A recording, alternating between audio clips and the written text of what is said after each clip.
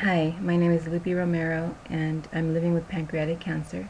I'm 50 years old. I'm diagnosed February 11th of this year.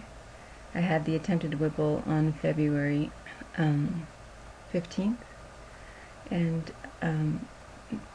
they could not remove the cancer because it's attached itself to the mesenteric vein. It's a vein that goes to the heart. So my general surgeon just closed me up, and I healed from that. And then I was on a mild course of a mild course of chemotherapy. That course didn't do much, so then they started the more aggressive, the Filfornox, and that's three types of colon cancer combined together, which work well in shrinking the pancreatic cancer. And so I had my 5th session this week, and I'm off next week. I won't have chemo next week, but then the following week I'll have my last session, and then a CT scan, which will determine whether I'm eligible for another surgery, and this time it'll be at the pancreatic clinic at UCLA, hopefully, because I've learned a lot these last couple of days about insurance. In the past videos I've talked to you about the very special people in my life who have been there for me and helped me with my journey. And one person that's my better half is my husband. He has been taking really good care of me. He makes sure that I walk. He keeps the house clean for me.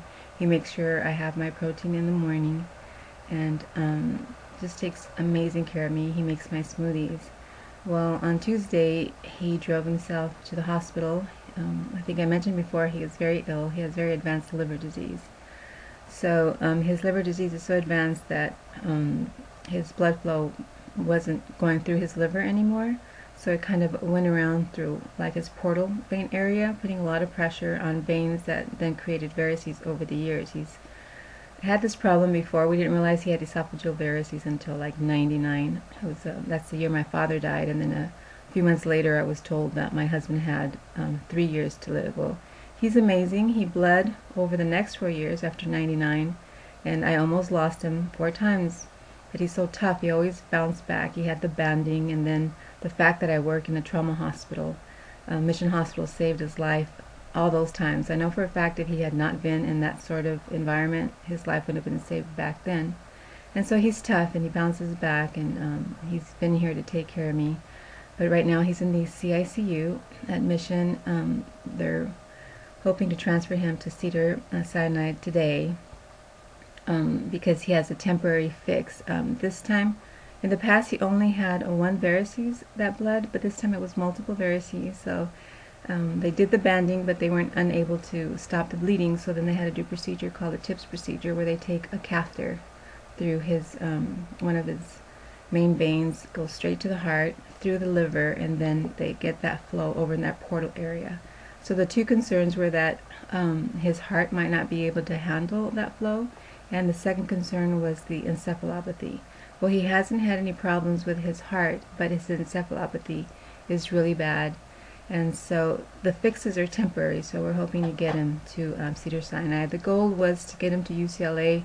He'd been going there for 3 visits, and we found out that the insurance covers for the doctor. The doctor's covered on the insurance, but not the facility, which makes no sense to me. So then they worked all day yesterday to try to get him to Cedars-Sinai. I called this morning, and he's stable. The encephalopathy is still fairly bad. I know how important it is for him for me to do certain things. Something just popped up my screen, I'm sorry. So I got up this morning and I cleaned up my room a little bit, and I looked around the house because before he got sick, that's what he was doing, was cleaning the house and disinfecting it, making sure the house was clean for me and his grandkids, his family. He knows how important, because we have pets and stuff. And so that's when I came home, I saw my kitchen was super clean, the house was clean, the yard was kept up, and he was starting in my room. So today it was important for me The first thing I did is I called the hospital, and he's stable. His encephalopathy is still fairly bad.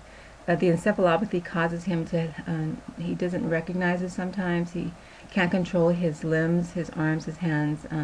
His eyes roll, and sometimes he'll recognize it, sometimes he doesn't. I don't know if he hears and understands everything that we say. Sometimes it seems like he does, sometimes it seems like he doesn't. Yesterday, he did have a moment where I looked right at him, and he did focus on my eyes, and I said, "Do you know who I am?" And then he just smiled, and he said, but I knew that he knew that who I was, so that made me feel good. And then I let him sleep, and then when I came back, he just like yelled, $5, $5, and I'm like, "You want $5?" But you know, he can't express what he wants to say. That's the encephalopathy, is fogs his mind and that sort of thing. But so I got up this morning. I have my walking hat because being on chemo and having cancer is so important to walk, and I know that my husband knows how important it is that I walk. So I'm going to take a quick walk right now. I'm going to take the dogs for a quick walk.